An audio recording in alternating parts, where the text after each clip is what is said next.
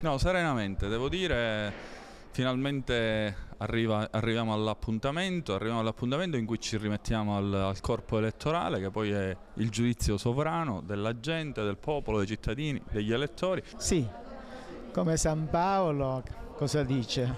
Ho fatto la mia corsa, mi espongo al giudizio degli elettori, sono serenissimo, per me la campagna elettorale ormai è alle spalle. Dopo giorni di scontri al veleno, polemiche e colpi bassi, Marco Zambuto e Totò Pennica su una cosa sono d'accordo: l'avere trascorso in serenità e tranquillità la notte prima del voto, quella che potrebbe decidere chi tra i due siederà sulla poltrona di sindaco di Agrigento.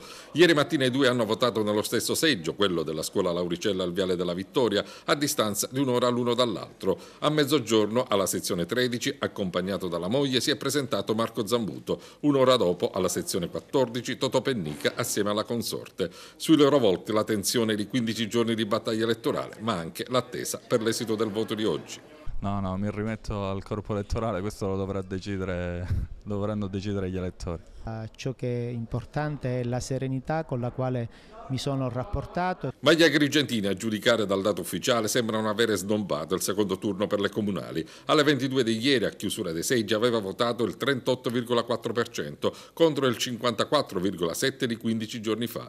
Nel dettaglio, su 51.826 elettori, alle 22 di ieri avevano votato solo 19.913 cittadini.